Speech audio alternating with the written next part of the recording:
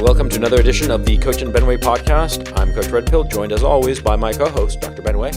And today we're going to be talking about the Dalai Lama and the issue of people and land and migration and what it all means in capital letters. So, good doctor, welcome, and why don't you intro the topics for our dear listeners. Well, it's funny. This is after we record our weekly Bile episode, and I remember immediately after we recorded, we're wrapping up, shooting the breeze, and like, we didn't talk about what the Dalai Lama said this week, or as my friend Bill Murray would call him, the Dalai Lama. Yeah. So you remember he said, Europe belongs to the Europeans. Sure, they have a moral, obligation to take care of people in need, but those people in need should return to their home countries and rebuild them and restore them. And I'm pretty sure a lot of people, including Richard Gere and all the others who think they have an idea of what the Dalai Lama really meant or really means to them in all moral things, had a little bit of a brain fart as a result of that one.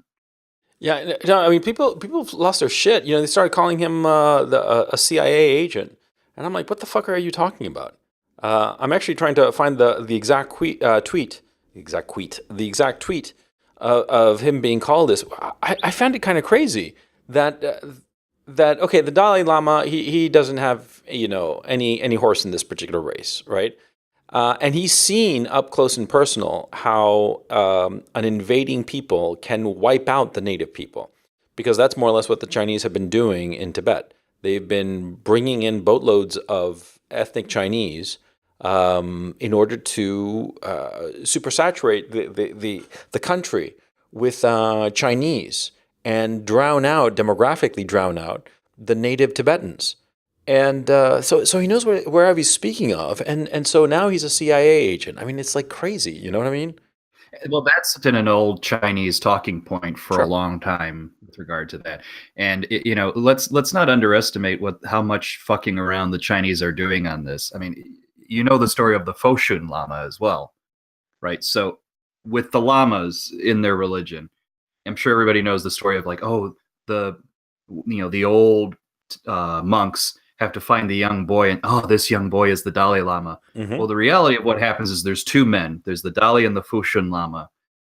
The older of the one finds the younger of the other, because when the old one dies, the other is needed to find his counterpart.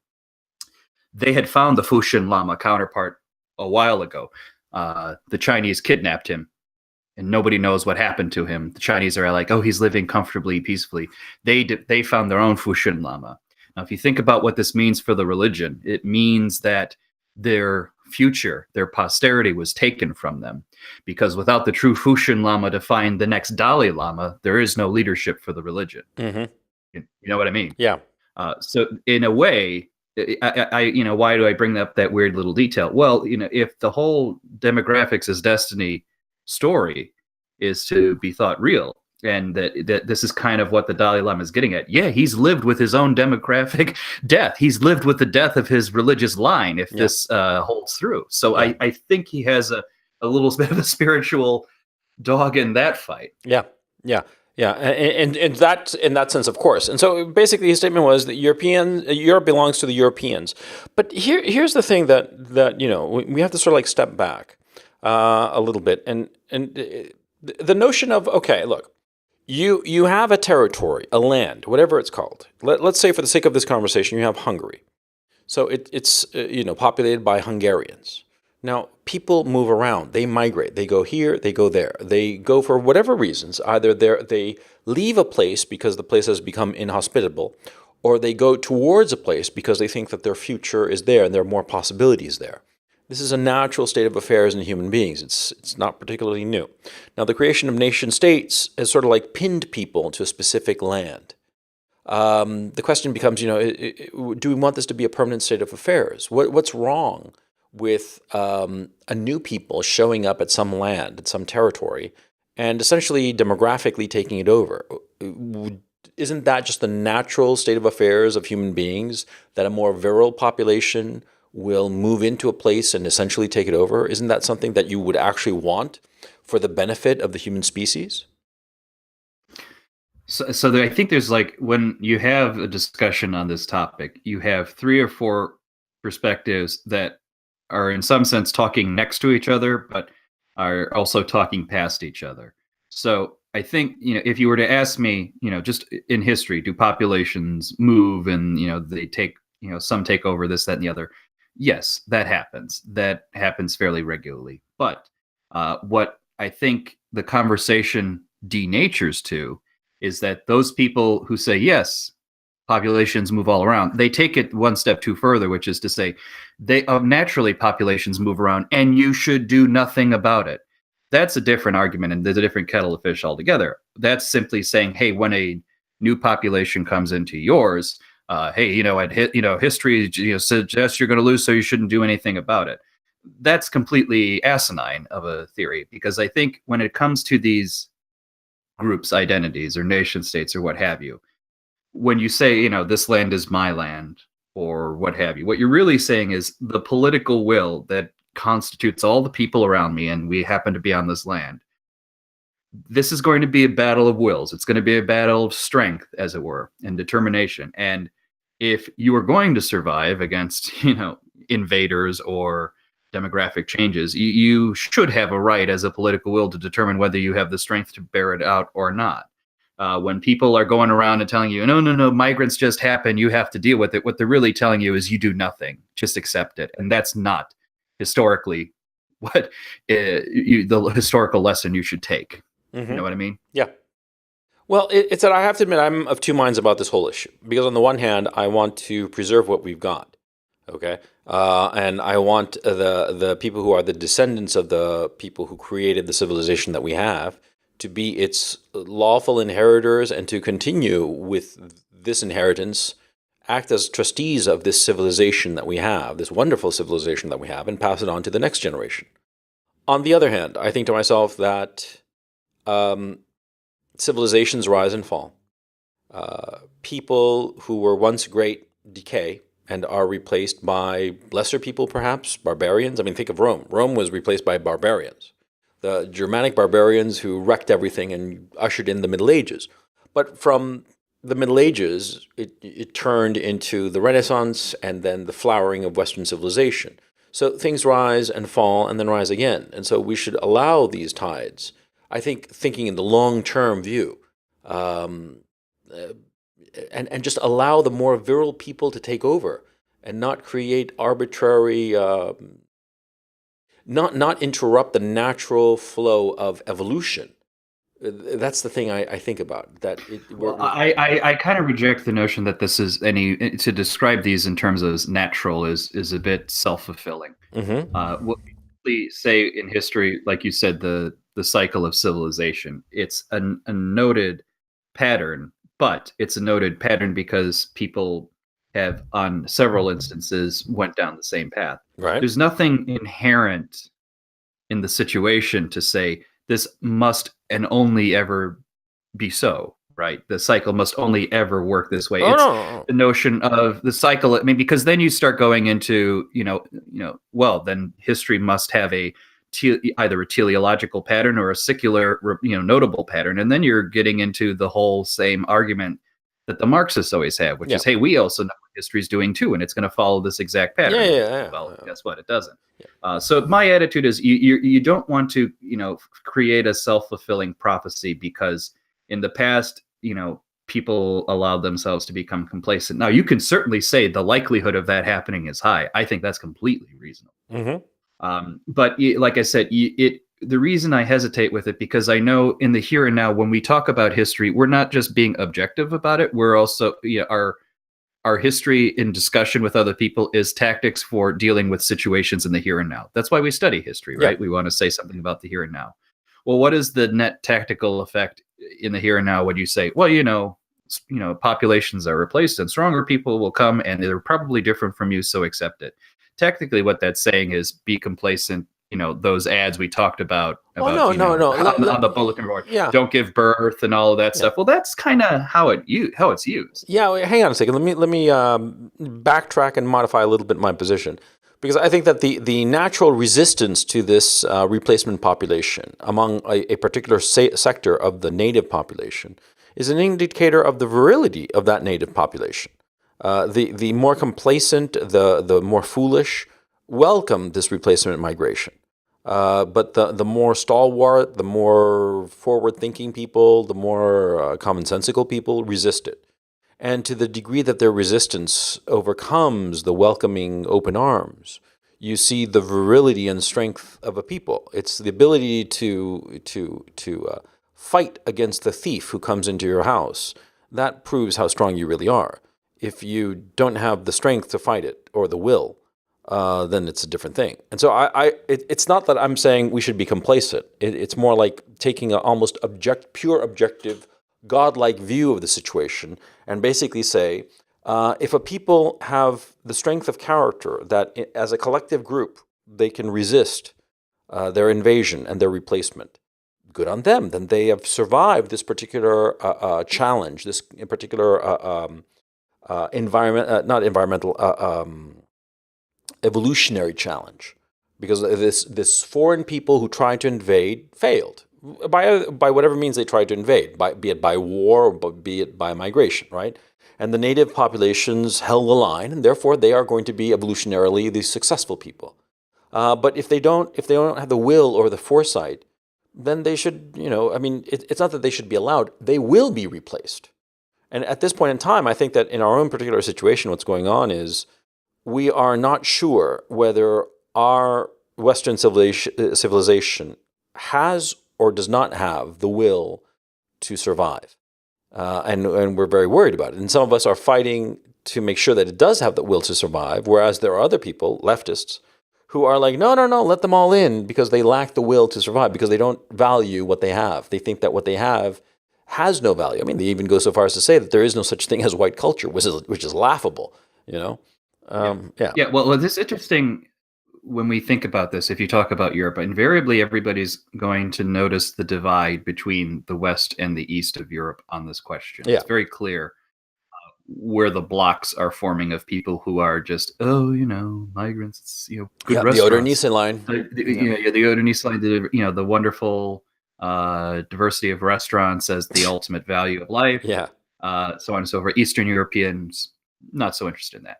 Here's what's they're happy to eat borscht for the rest of their lives if they don't have to put up with the immigrants. If you'll entertain me this slight tangent, because I think it's interesting. All of the recipes I see people saying, "Oh, thank God we have these diverse restaurants because we have this shrimp curry." I'm like, do you know how simple it is to make a shrimp curry? Do you know how retarded you'd have to be to not be able to figure it out? Yeah. I mean, literally 90% of cooking is like you could fuck up 50% of it, it still comes out good. Yeah. That's the nature of cooking. Yeah. Really, there is a lot of stupidity, inertia, and stupidity in society if this is the main value they have. But needless to say, Eastern Europeans can figure out how to cook other things. It's just the nature of Eastern Europeans.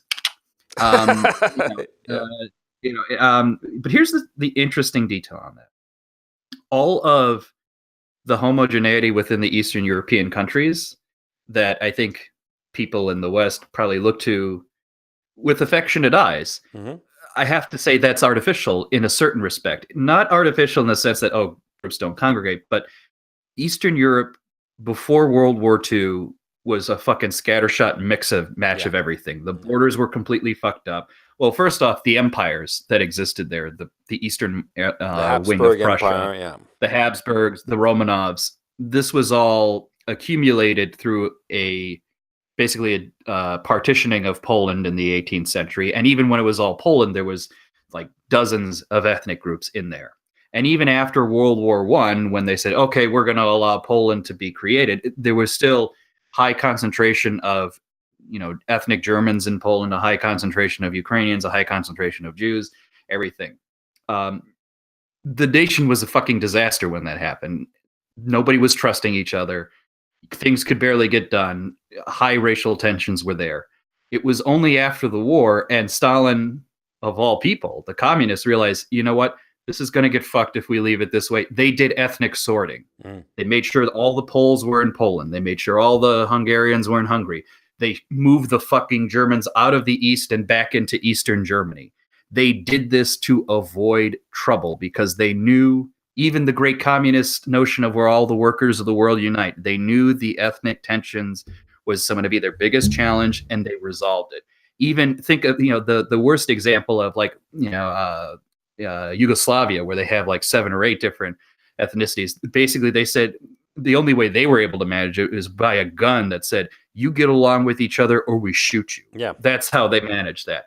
So the communists fundamentally understood that ethnic tensions was a real thing. And the blessings you say we have in Eastern Europe, you have to thank Stalin, I'm sorry to say. Yeah. And I know, our right-wing Nazi German friends love to say, oh, the mean things he's done. I said, well, 2 responses to that. One, he solved some of the problems for the Eastern Europeans for doing that, so I don't really give a shit. And 2, hey, if you want to fight a war of annihilation with the East, you better be prepared to fucking win, because we'll fuck you hard if you come back. Sorry, that's the nature of the break. Well, the thing is, actually, it was a unique moment in history, because the Soviets had the political will to do that sorting, that ethnic sorting, and the fact of the war allowed for that ethnic sorting. I mean, think of everybody, all of the Germans who were in Prussia were just shipped out, and they were just kicked over to Eastern Germany. I mean, like generations upon generations of people, just tossed out. Dansk became Gdansk, or Danzig rather, became Gdansk, and but only the Soviets could have done that. And I think that they were wise, because they figured that it would just make life for them easier in the long run. And so, well, lucky them. But what's interesting is precisely because of this ethnic sorting, you have everybody in Eastern Europe so protective of their nationalism, of their nationality, of their peoples. And of course, you have the Hungarian problem and the Polish problem and now the Italian problem, but that's a different kettle of fish. Insofar as the EU is concerned, these people do not want migrants. They will not accept them. And they are going to fight it tooth and nail. And you're absolutely right. We should thank the Soviets for that, although it must have cost. I mean, I have no idea what the cost in terms of lives was of this ethnic sorting, but it must have been horrifying, because the Soviets, it was high, and not just because of the ethnic sorting. It was because a lot of other shit was going down. I'm sure there was an outright civil war in Poland that very few people outside of Poland talk about after World War II. Nationalists were fighting to the death with the communists. The nationalists ultimately lost, in part because they didn't have support from anybody, and the Soviets were right fucking there.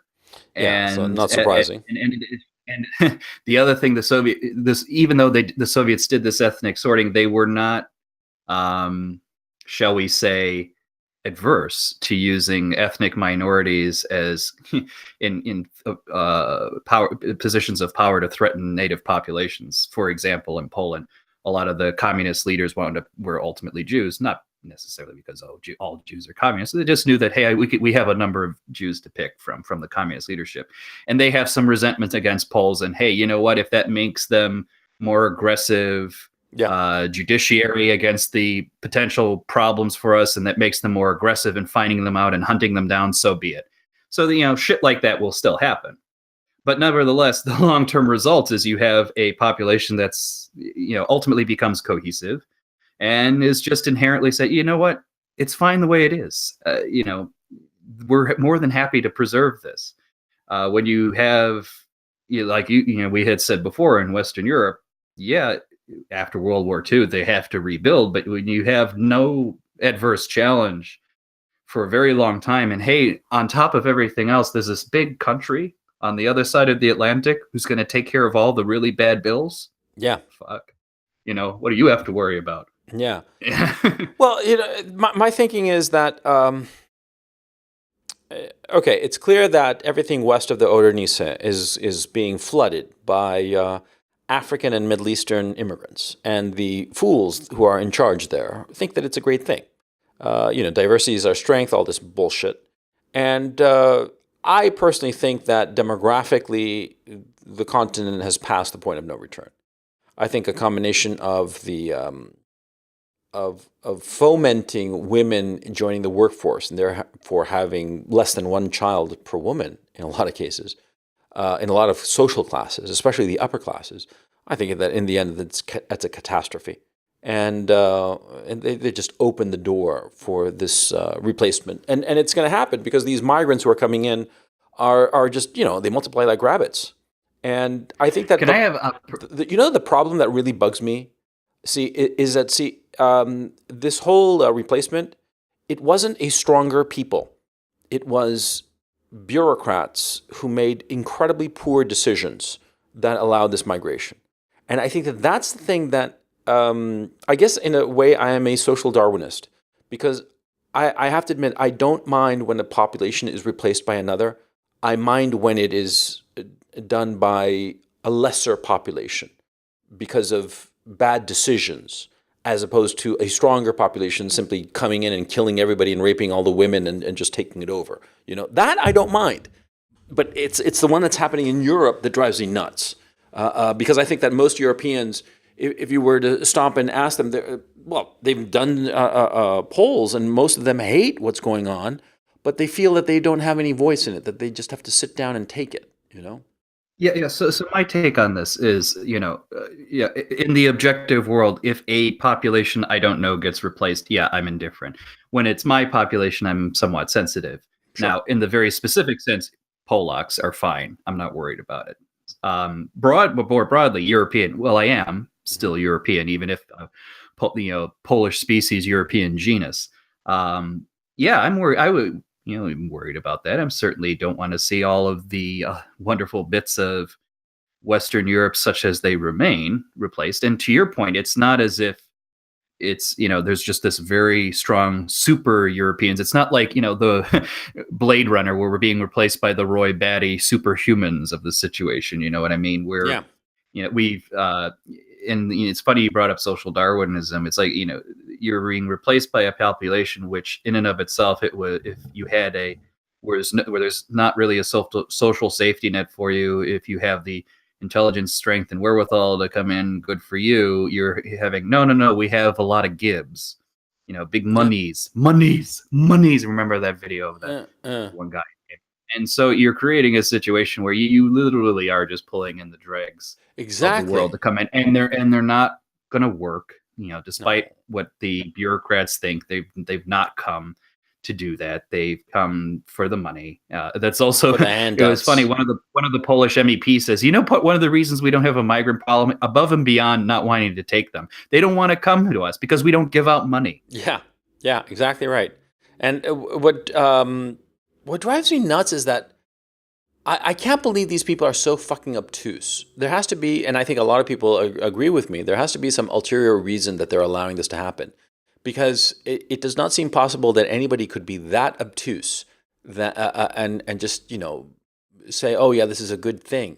And yet at the same time, I suspect that it is actually just being obtuse, and also being angry that the people who are opposed to this and who they suspect in their bones are right are of the opposite political spectrum, and therefore, just to be pig-headed, they're not going to admit their error. You know what I mean? It could be. I also think, I'm also of the belief that it's an ideological belief that's been bred in for a long time, that it takes a lot of evidence to uncover. When you're that ideologically bound, it just is hard. Think about, it's because they're invariably the boomer-ish generation. I'll start with our country and then expand. I can recall as a kid, and then looking back on the stuff that my parents would have read, be it either books, films, comics, whatever the cultural object might have been. And all of the, you can find any number of stories talking about, the inherent unhealthiness, bigotry, or what have you, judging a person by the color of their skin. And they always construct the stories in a way that you never kind of question why someone would have done that in the first place. You look at the results of the Brown versus Board of Education and all of those other court cases, and they say, oh, separate but equal is wrong because they may be separate but they're not equal. But all you've proved is that you're just not good at making it equal, that you haven't proved that separate is bad. But needless to say, you've internalized the notion, well, the solution of this is integration, clearly.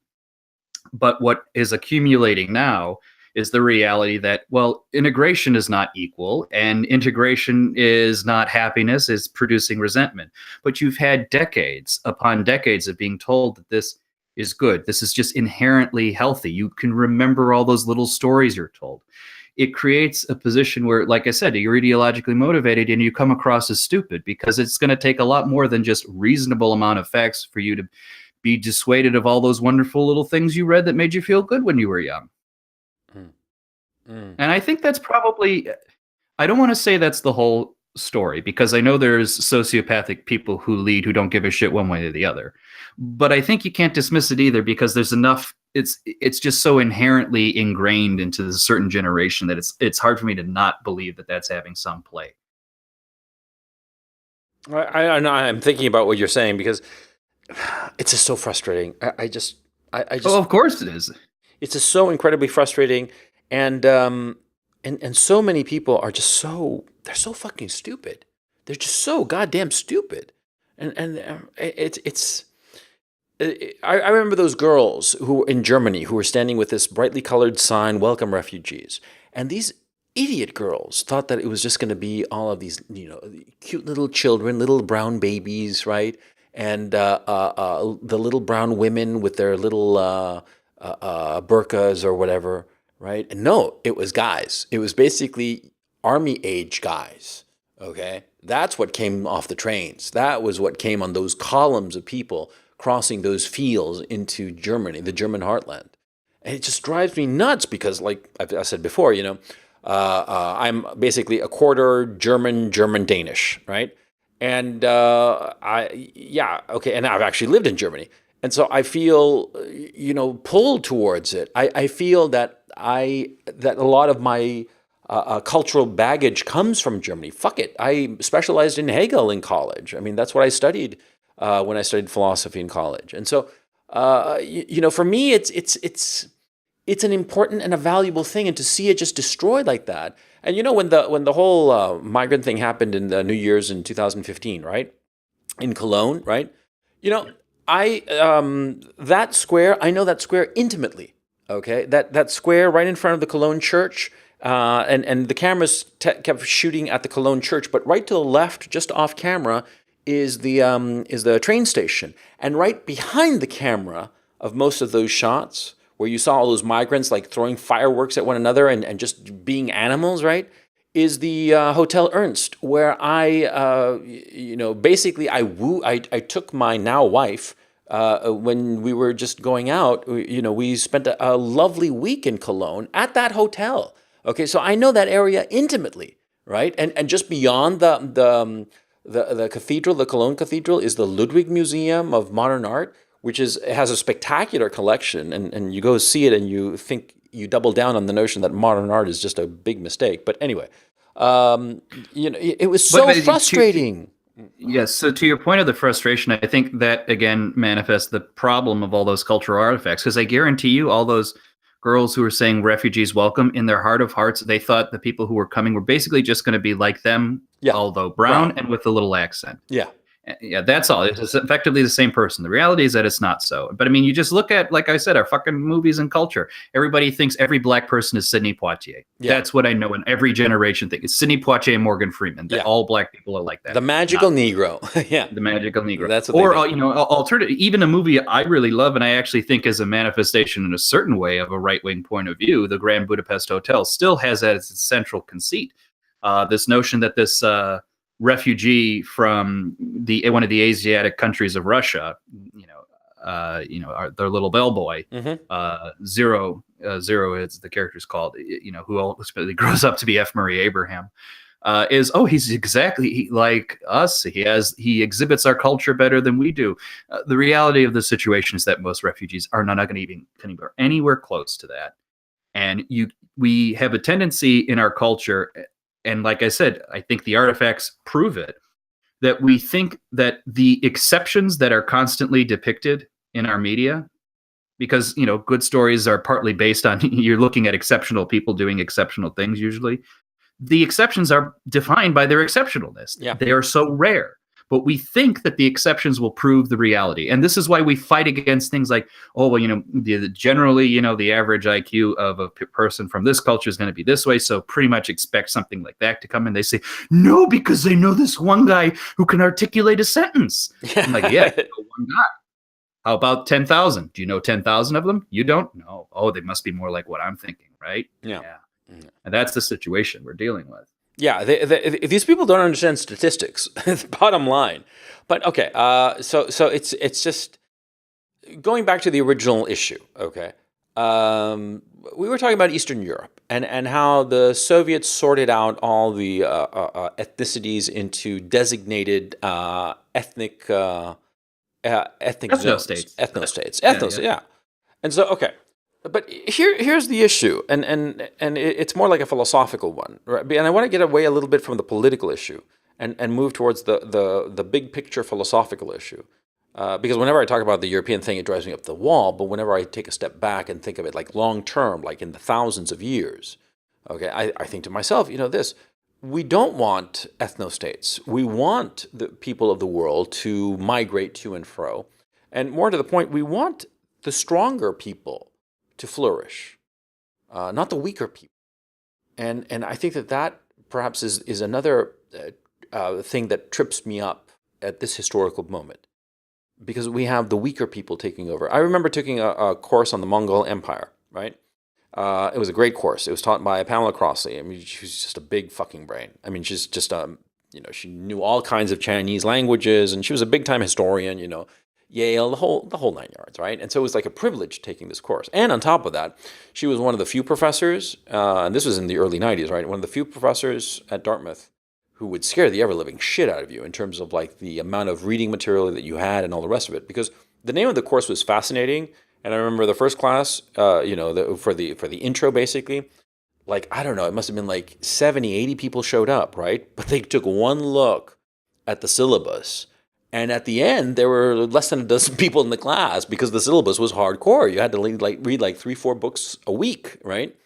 And so, anyway, the point I'm trying to make is that she looked at how the Mongols had, overrun all the people around them, the Chinese, the Persians, the Indians. I mean, everybody, Europeans included, and she tended to be very objective and very even-handed and very morally neutral. But there was clearly a tinge of her, at least I felt it, I perceived it, and maybe I was just reading into it, that she was upset that the Mongols had sort of like overrun all these brilliant civilizations. But in my own case, I thought to myself, well, the stronger people won. The stronger people, the ones who had the greater will to win, ultimately won. And so it's a fair thing. Of course, there was these beautiful Persian civilizations that were overrun by the Golden Horde. And that's a tragedy, sure. And all these palaces and libraries were burned and razed to the ground to make more grazing land for the Mongols' horses, because that's all they cared about. Yes, a tragedy, no question. But it was better for the people. It was because you had a more robust people taking over. You had a more robust species of human being reproducing. And the weaklings got, thinned out. The herd became stronger. I mean, it sounds social Darwinism. I'm going to disagree a little bit on here, because I think I object to the notion that we want some stronger people, because I'll frame it this way.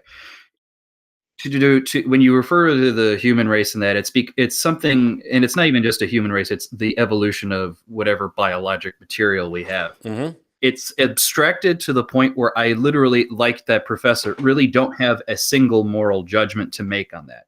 It's far too removed. It's hard to have some sort of, we should have this goal because X, Y, or Z, because my relationship to the outcome of that goal is so removed that I don't fundamentally care. I think you can fundamentally care with something that's immediately and practically in front of you. Namely, you very strongly, have an outcome interest in your own personal safety, your family, your social group, your ethnic group or nation, and then you kind of build out that long distance. Like, what's the best track for the race overall? The species, I should say. I fundamentally, it doesn't bother me one way or the other to a certain extent. It doesn't even associate itself with my posterity. It's too even more abstracted from that. It's almost like it's half a step away from the religion of the the skeptical atheists who are like, we're made of stardust kind of thing. So yeah, that's why I'm like, a little bit, yeah, not so much. Like I said, I'm interested in the immediacy around me. Is my group of people going to survive? What we're going to look like? And in that regard, you may not necessarily be the strongest person, or maybe you are the strongest and you want to exercise your will. It's like take for example, the conquest of America. No doubt. I mean, I don't think anybody will argue that, hey, the Europeans won out over the natives. But the reality of the situation is the natives were battling each other for this territory. We were battling them. It turned out we were just in a better situation than they were. Certainly good on us, but it's still closely tied to us. It's our group. It's the United States looks the way it does now. I'm getting already in dangerous territories. The United States looks the way it does in 1950 because of those decisions and those successes. So, it's hard. Like I said, when the more abstraction you allow in to yourself, there is a way where you get perverse attitudes come in. Think of, like I said, about I keep bringing up the Marxists, but they're a useful counterpoint. Because their notion of a liberated society is so abstracted from the human reality of the people they're proposingly doing this for, God knows how many people they're willing to sacrifice into the mill for the sake of that goal. And I feel like when we start talking about, wouldn't you want the strongest humans to survive? It's essentially the same thing. It's everybody's grist for this mill. It's so cold and indifferent. And removed from your normal processing decisions. Not necessarily saying that position you have is inherently wrong. No, I see your point. Yeah.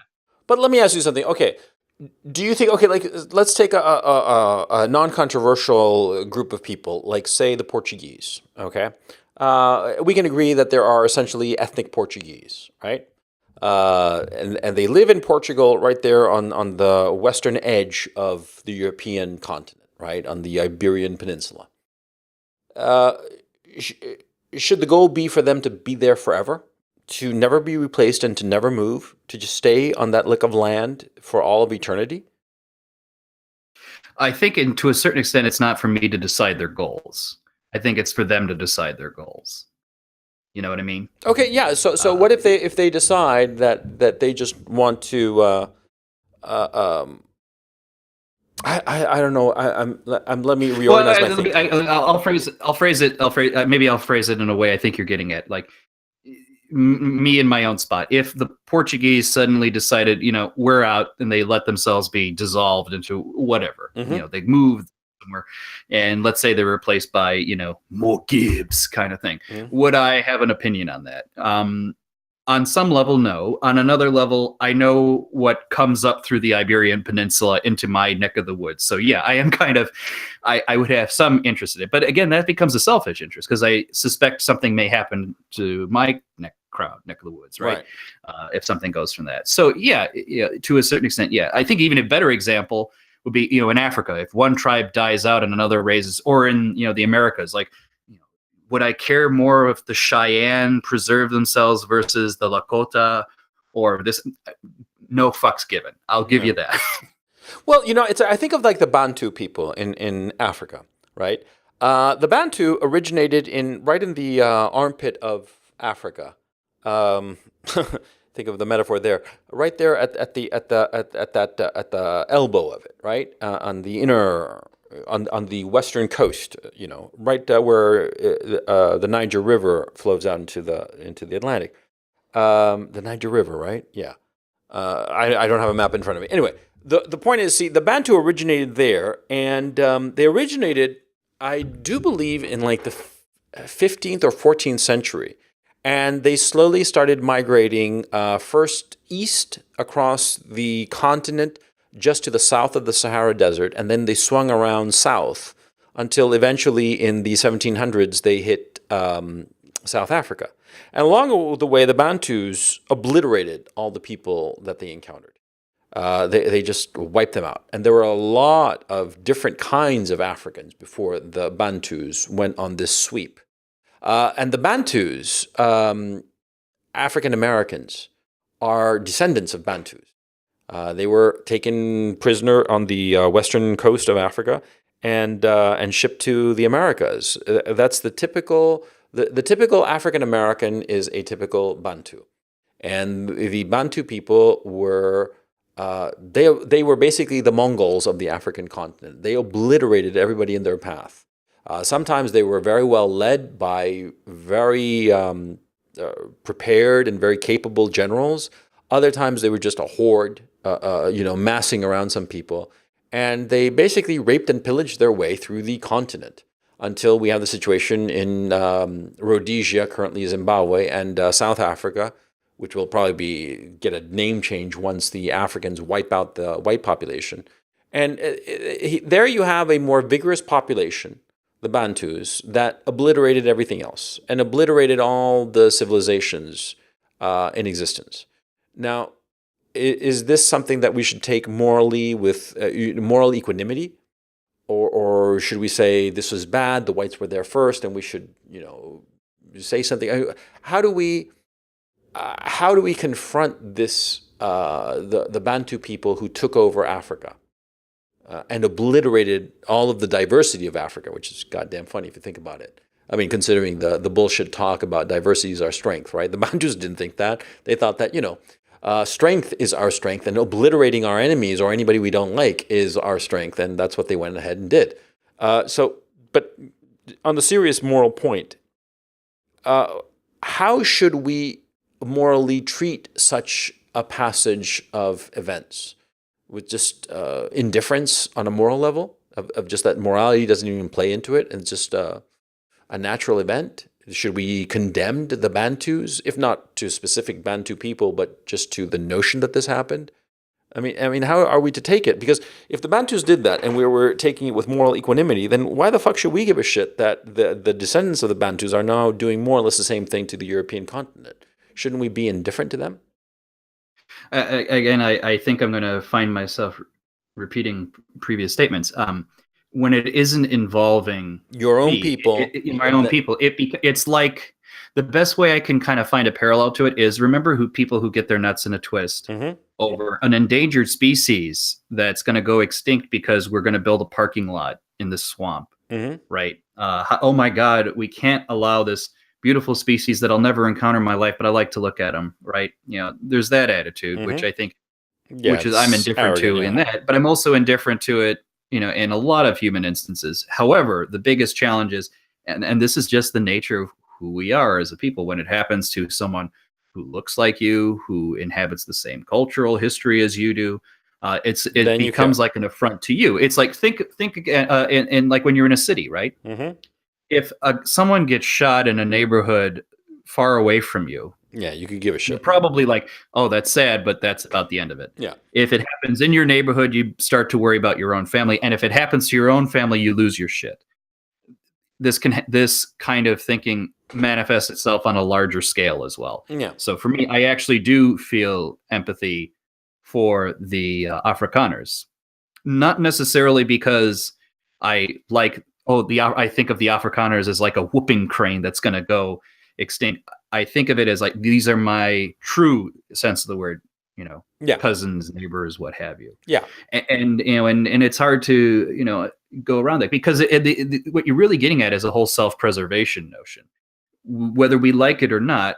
At least for me, I can't say that's true for everybody. I have constructed a notion of identity around other white people, not fellow white people, but at least other white people. But from there, certain responses naturally produce over others. In the same way as I would imagine if you were a black person in America, and let's say the situation was reversed and the Bantus were the ones being exterminated, I'm pretty sure they'd have a point of view on that. In fact, they kind of did when apartheid was going on. Exactly, and that's what I was going to point out. Yeah, you're absolutely right. Yeah, well, my thinking is, but to go to the apartheid point, Africans were not being killed in mass.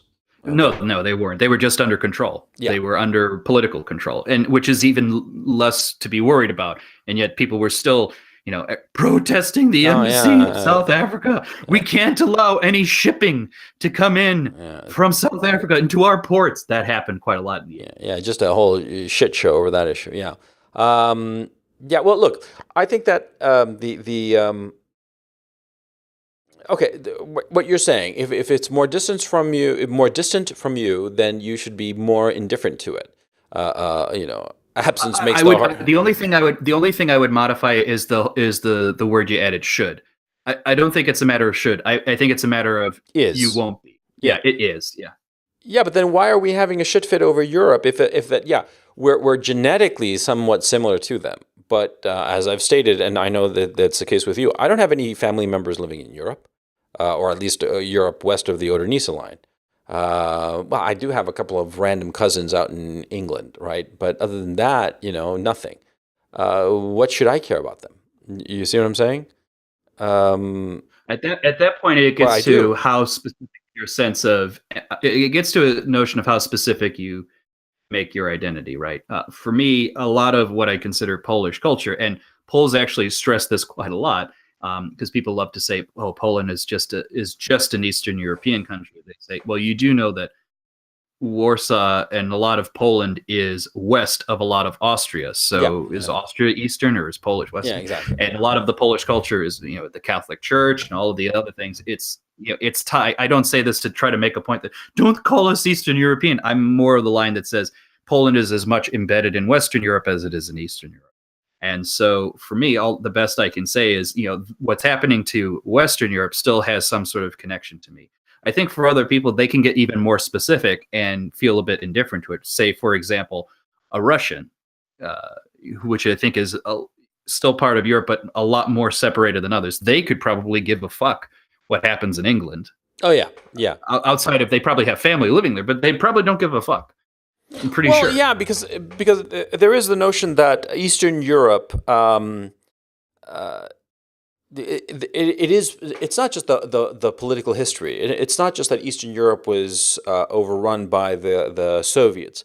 It's that the Soviets implemented a mentality. Well, it wasn't just that they implemented a mentality. It's also that Eastern Europeans have a certain more collectivist mentality than Western Europeans. And it's not because of neoliberalism in the West and the dregs of communist rule in the East.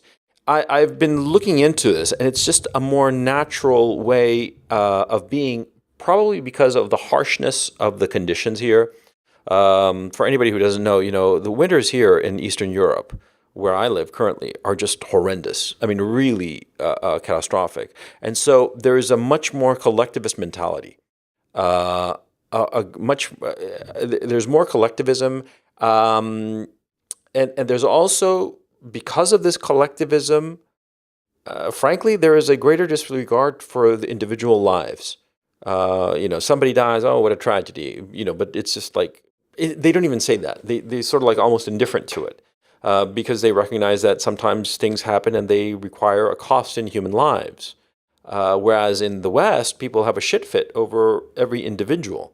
And that approach, I think I'm starting to realize that it predates communism, and communism Yes. just fit in very well with that collectivist mentality of Eastern Europe, and that's why. There's two thoughts on that one. Sure. One, when so many people die Hmm. in a very short period of time, you create a callus to say, like, look, if I started wailing at every individual death, Yeah. I would never get sleep, kind of thing. And sometimes it gets that bad in the East. And you'd mentioned something also interesting, which I've also noticed in the Upper Midwest.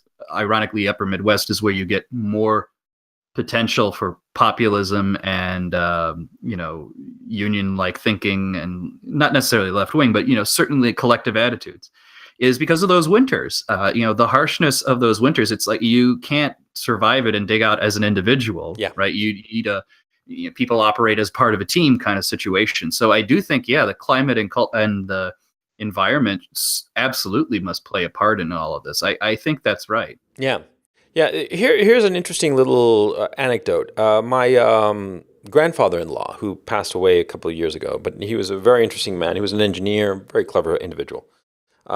He once went to West Germany on some engineering trade show, who knows what. It was a group from Ukraine. And of course, there was a KGB agent among them, right?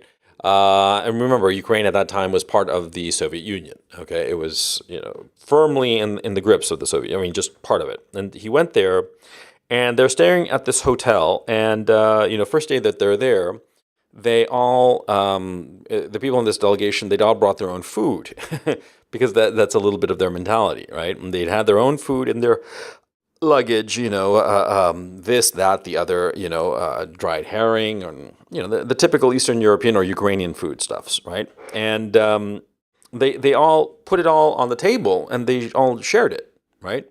And this German person who was there, the German woman, I believe, who was just one of the other person, she asked, well, how do you know whose is whose? How do you know if one is eating more than the others or whatever? She couldn't grasp the notion that all the food that everybody had been brought would be put on the table and everybody would eat as they saw fit, with a little bit of a self-policing attitude of not overstepping your share, but not being psychotic about it.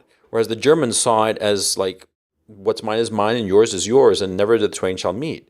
Which I thought was pretty interesting. That's interesting. Yeah. That is interesting because I think when I can remember the parties in my family and everything. Yeah, we always invariably had it as a buffet style thing. Yeah. It's not like they come out with your portion. Everybody has the same thing. It's like everybody eats that and the other, and it's not even a question of, like you said, like, oh, is he eating more than the other? In fact, nobody cared if you did. Yeah. They figured some people are more hungry than others. Yeah. They just know that. Yeah. Two, regardless of the whole self-policing, we all know that by virtue of being at a party, you're going to talk more than you eat, and invariably people are going to leave shit on the plate. And we intentionally cook more than is necessary. It's just the nature of things. Yeah, but it was more than that. It's sort of like, I mean, like I But said, it tells you a different priorities. Yeah, very different priorities. The individualism of the Western European.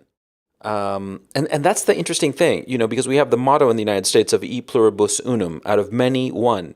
But it's more the opposite, out of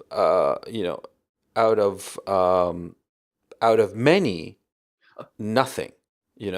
It doesn't coalesce. It becomes just a whole bunch of individuals, and they're all isolated from one another. Well, I think out of many, one still probably works because it's just all out of the many of people who created and constitute this state. The only person you're concerned about now is number one, yourself. Yourself, exactly. Yeah, because like the Germans, for instance, I've seen this. The Germans will not share their food or anything. They won't. They just do not share. It's in their mentality. I have something and you don't. Oh, well, tough shit for you. And they don't offer it. It's just weird. They'll offer food to a guest. If you go to their house, if they invited you, they'll welcome you in and they'll offer you food. If you show up at a German's house, he'll keep you at the door and he's like, "Hi, what are you doing here?" And he won't bring you in. It's just weird.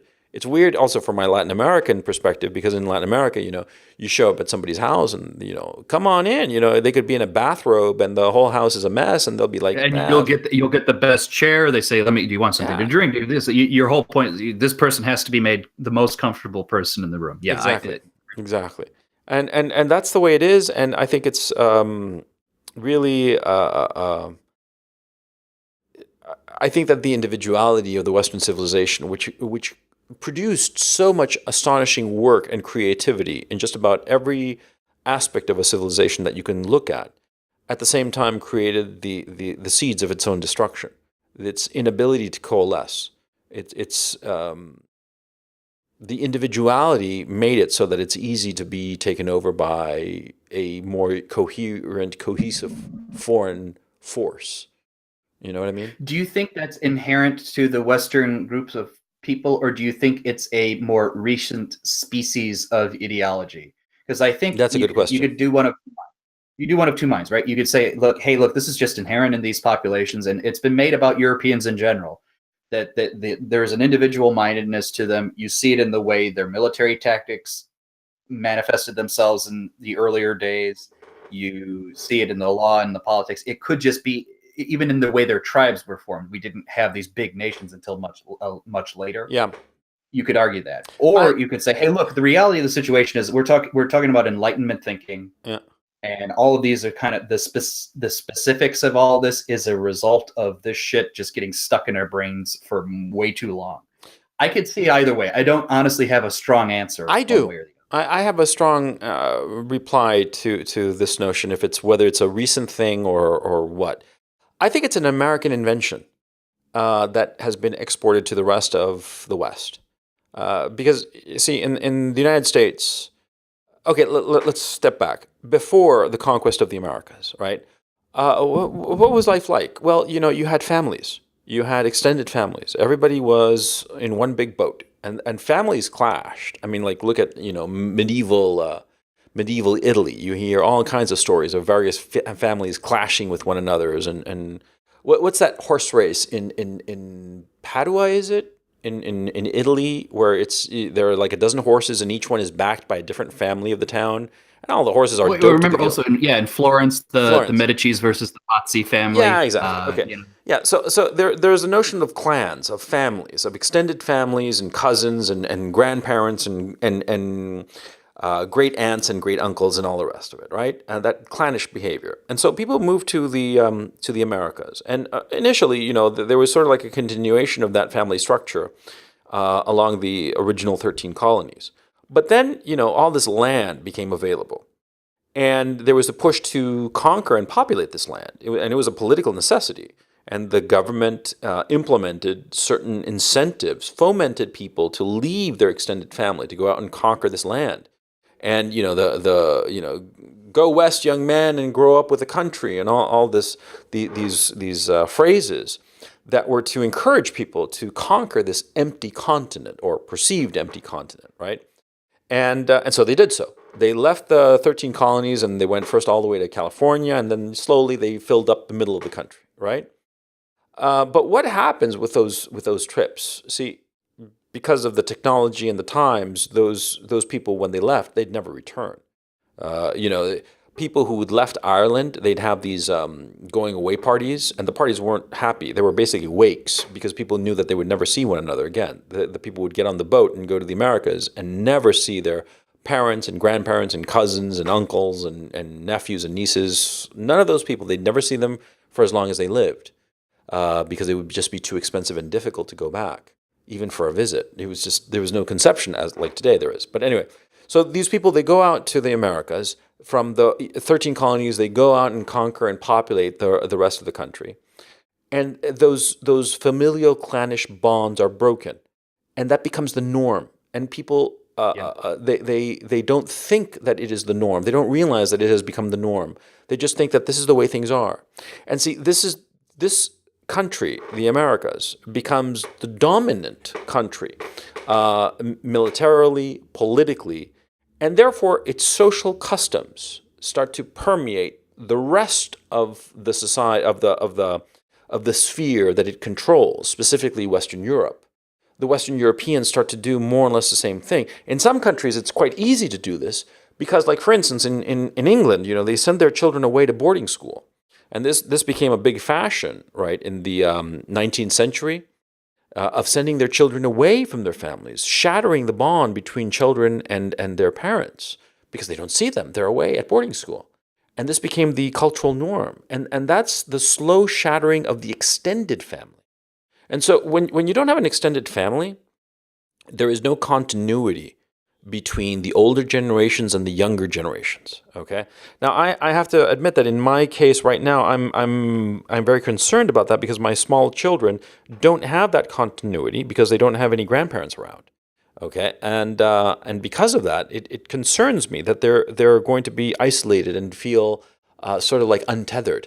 Because when you do grow up, not necessarily even with the presence of these extended family members, but just the knowledge that they're around, that they're just a plane ride away, and you go and visit them once in a while and all the rest of it, you have this conception that you are a continuation of a longer line.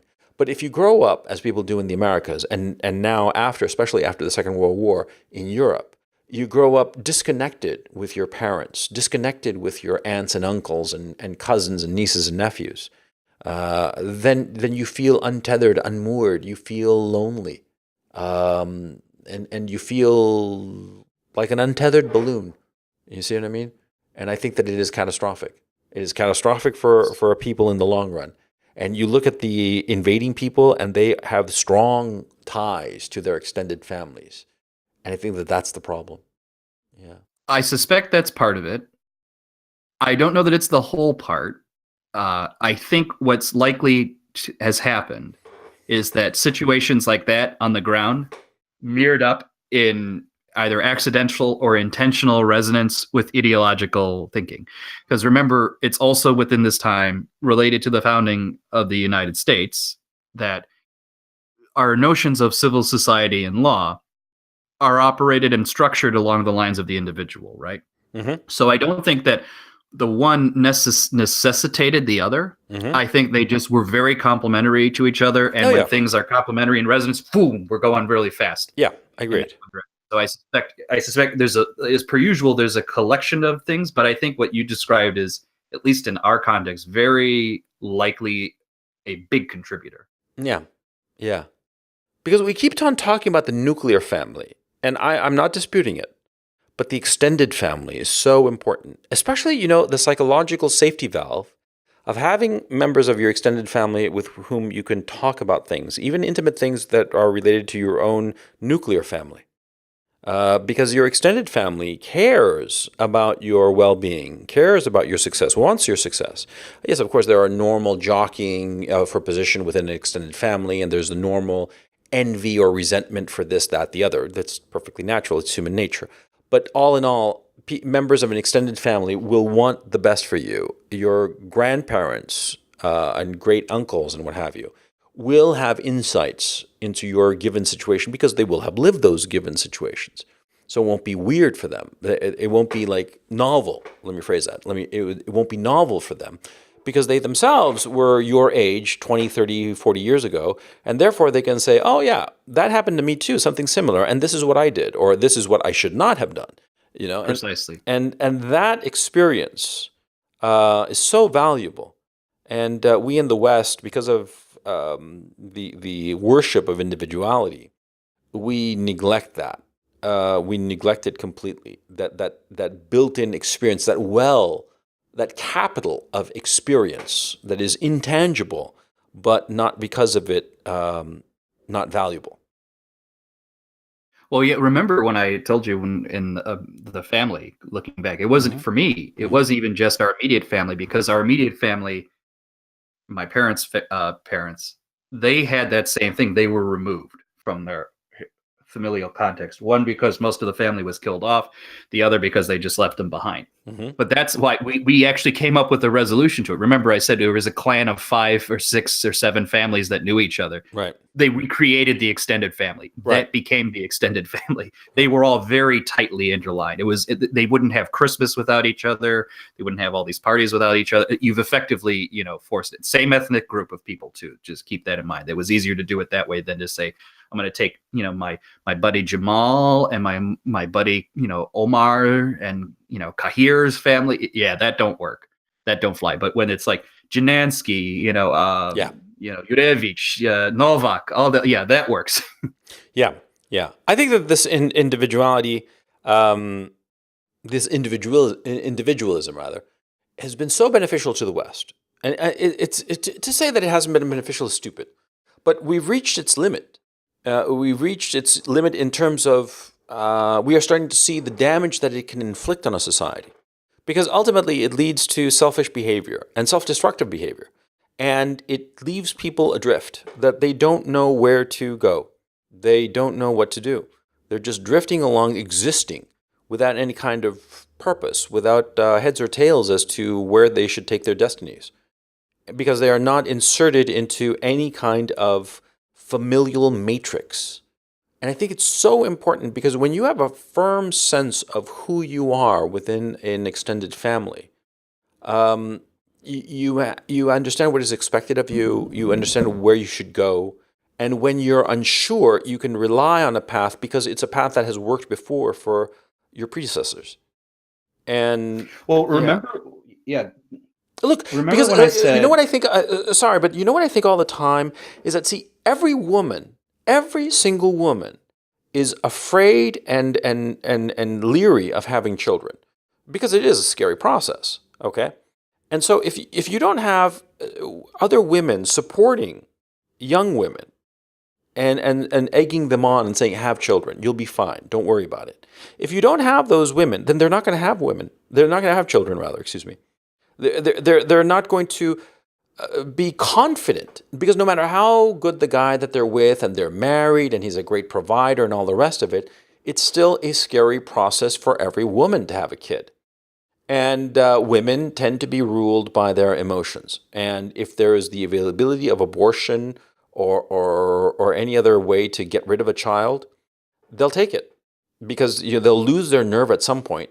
And in a moment of weakness or lack of resolve, they'll just stop by the abortion clinic, have the procedure done, and then later they'll regret it, of course. But later, of course, will be too late. A lot of women go through life without ever having any children because they are consumed by fear, because there's nobody around to egg them on and tell them it's going to be fine, don't worry about it, Because you and I as men, we never consider the fear that women have at the thought of getting pregnant.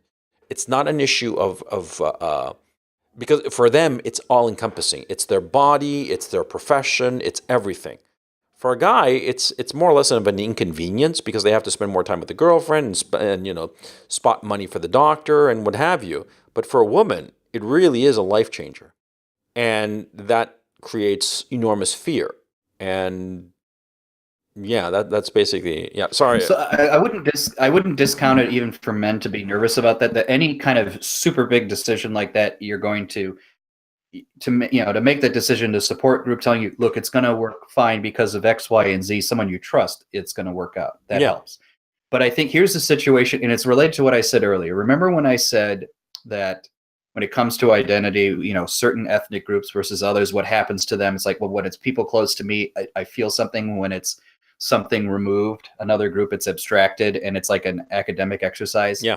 Think about the byproduct of super individuality. When you are so removed even from your own family, and I've seen this in people, you become really indifferent to a lot of identities really quick. Yeah. And what will then happen is, what is this German culture? It never did nothing for me. Yeah.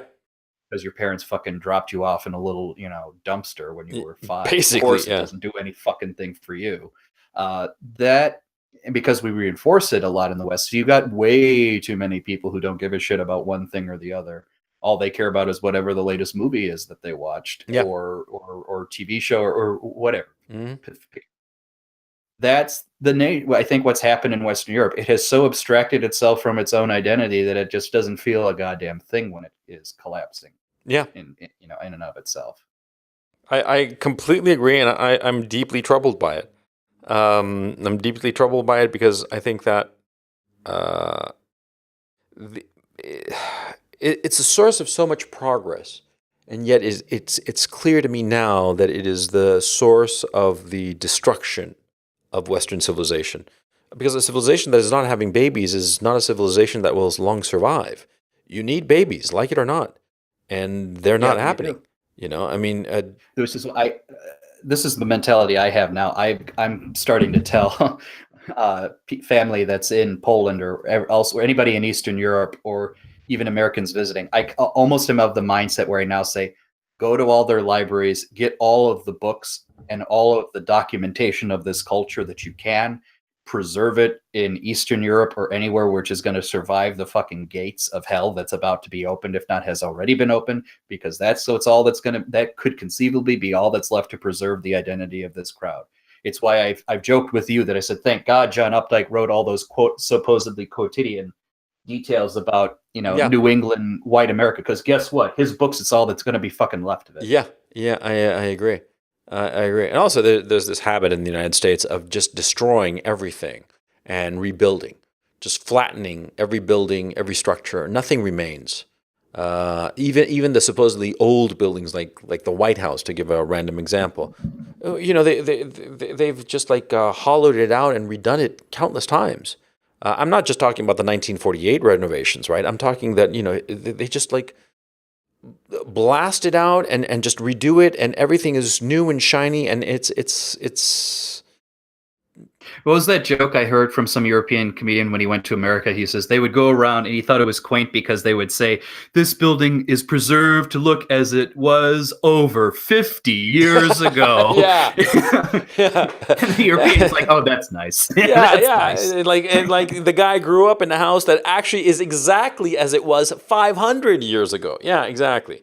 You know, Exactly. There's a couple of wires hanging on the ceiling so that he can plug in, but that's about it. yeah, and it's yeah, like you can see in some of these buildings. I've been in some of these buildings in Europe where they have the wiring on the outside, just like yeah, straight up there. They don't give a shit, no little Yeah, fuck it. plastic tubes, with wires in them. No, no, no. Conduit. Yeah, yeah. Yeah, conduits, right? No, and it's the Americans are brilliant at destroying, eviscerating their past. Um, and it's somewhat We're tragic. very good at that. I have to admit, we're very good at that. Yeah, We are so good at that because we also, I mean, and it manifests in our day to day. It's like, we have short term memories. Everybody in business knows the most important question is, what have you done for me lately? yeah, yeah. That's a tangent, but it's partly related to this shit. No, I mean, it's you see where I'm important. coming from. Yeah, I completely agree. It's what have you done for me lately? And yeah, if you haven't really been doing anything interesting as of late, then you're in trouble. Your career is in trouble. Your potential source of income is in trouble. Yeah, it's. But again, it points to the worship of the individual, and therefore the individual can never rest. He always has to be in motion. The system is created to make everybody be this individual who can never rest. It has to be constantly competing, constantly quote unquote on. And because of it, because they don't have an extended family where we can be in this matrix of an extended family and just rest, and perhaps not be on all the time, but just simply be, and in that quietness, in that little nook and cranny that they find for themselves, maybe they'll be able to understand themselves better. Because Americans, man, they don't understand themselves at all. One of the things I'm kind of shocked to discover, insofar as my audience is concerned, is that a lot of times they'll write to me, and they're very kind messages, and I appreciate them greatly. But a lot of times it shows the lack of introspection. And not because of stupidity, because they're smart people and educated people, but just they don't see themselves. They don't look at themselves and examine themselves and face some of their flaws, looking at them squarely and in the face, That's a big surprise. That is a huge surprise. And I think that's one of the costs of individuality, that in a very real sense, you cannot afford the insecurity that self-examination brings, because there's nobody to prop you up while you go about the difficult business of figuring yourself out, you see? Because you need somebody to prop you up while you go and do that operation on yourself. If you don't have any extended family, people that you can truly trust while you sort of like self-examine yourself, then you never will. The individualists still have this false notion that all knowledge and development is ex nihilo, literally out of nothing. And it's not. There's nothing can come of nothing, as Shakespeare said. Yeah.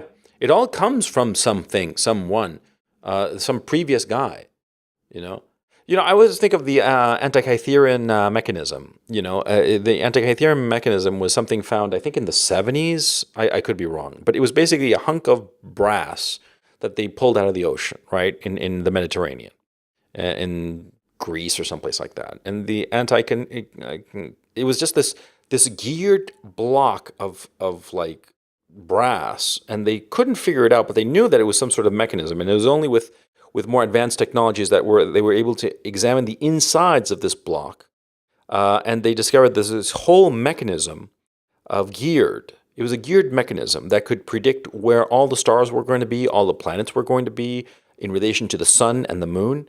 And you just had to basically just turn this mechanism, and it was basically a computer, okay? Yeah, it was a computer. It was a geared computer, and it was incredibly advanced technology because they did models of it, and once they did the modeling of it and figured out how it worked, they realized that the gears had been made to such a degree that it was, the errors were, fractions of a single percentage point, right? It was a remarkably precise device that could calculate all kinds of stuff that were, I don't know what they were used for. I don't care. That's not the point. The point is, see, that technology was lost. It was 2,000 years ago. And that technology was lost because there was not a continuation of that knowledge. And we have to think of our own society Right. now, which is basically a continuation from the Renaissance, which is not that long ago. It's only 500 years, 600 years now.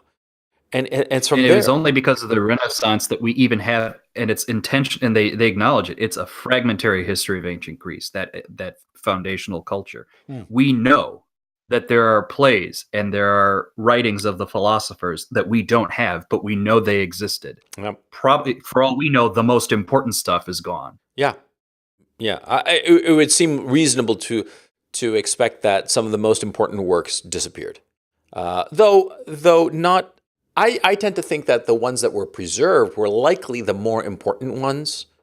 Just because the I'm more, glad with what we got. I think what we got, like to your point, yeah, odds of that being more likely to be preserved because people recognized it, yeah, that's probably yeah, true. they simply the more important ones, they were copied more often, and so for that reason they would be more likely to survive. Yeah, but yeah, God knows what was lost, and it's irreplaceable, and that's that. But it's just very how could I put it?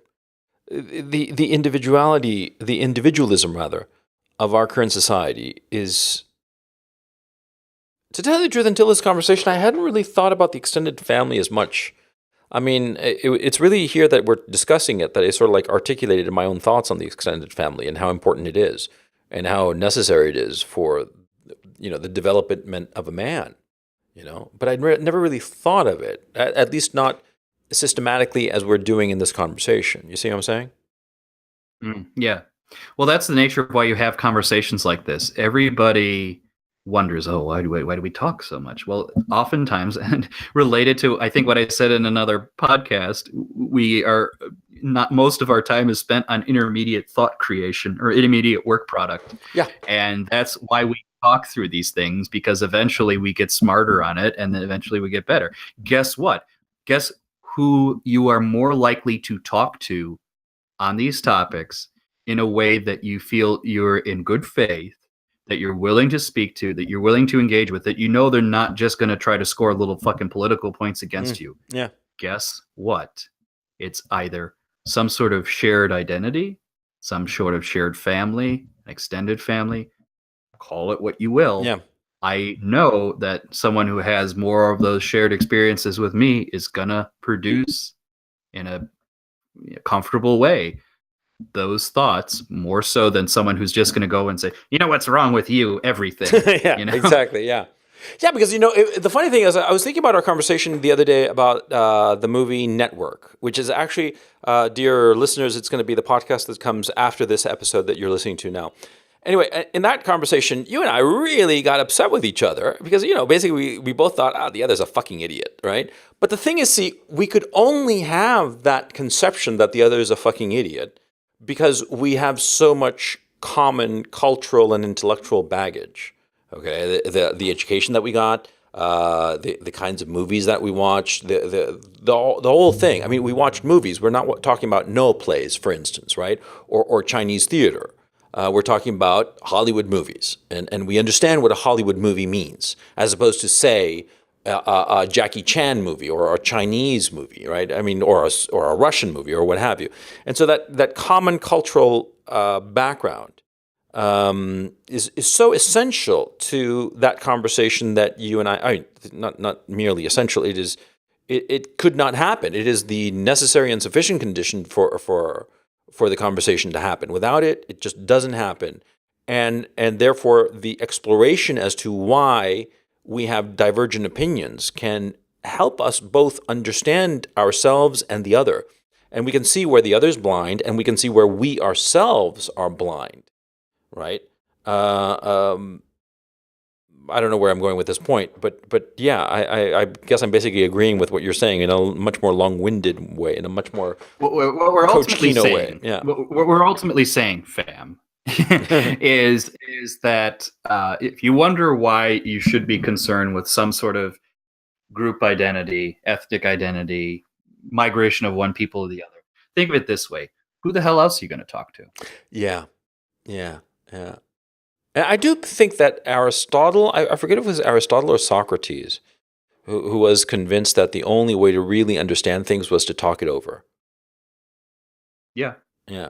And realize now these days who you're more likely to talk to and who you're less likely to talk to, and figure out what kind of patterns you're noticing in that. Well, the thing is so depressing is that so many people today, especially young people, don't talk to anybody.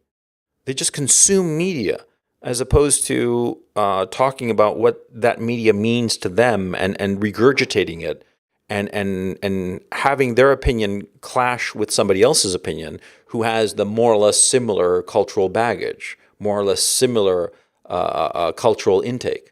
People don't have that nowadays. At best, they'll talk to one another when they're playing a video game. And those conversations are like, ooh, get that one on the right and shoot him good and shit like that. And that'll be pretty much it. It's kind of depressing if you think about it. Because I remember when I was growing up, I had a lot of really deep conversations, especially when I was like 13, 16, well, into my 20s, I would guess between 12 and 27. Okay, I finished college late, so I graduated when I was 27. And that was the bulk of my deep conversations. And they were very satisfying. And most of the time in those conversations, I learned things about myself. And that's why I was so addicted to them. And I think of young people today, and they have so many distractions that are so easy to get, their cell phone with all these apps and what have you. I wonder if they are having these conversations. It doesn't seem that they are. Or maybe it's just me being a boomer. What do you think? Well, I want the audience to tell us what kind of conversations they're having and with whom. Because I'm old enough now to where I feel removed from the youth zeitgeist. I think once you hit your 30s, it happens. Yeah. So I'm not even going to pretend to know. So I would love to know, for the 20-somethings or younger in the crowd, do you have any kind of deep conversations with anybody? Or do you just come to listen to us? Yeah. I'm okay if you come to listen to us. I'm more than happy to help. Yeah. But sometimes having someone in the room with you to talk it through is also useful. So I hope you're getting them a little bit of that too. Yeah. Yeah. And so with that cheerful note, we'll end tidy up the podcast and sunset it, as the guys on the Ralph Retort say. So this has been the Coach and Benway podcast. Dr. Benway, do you want to leave us with a final note?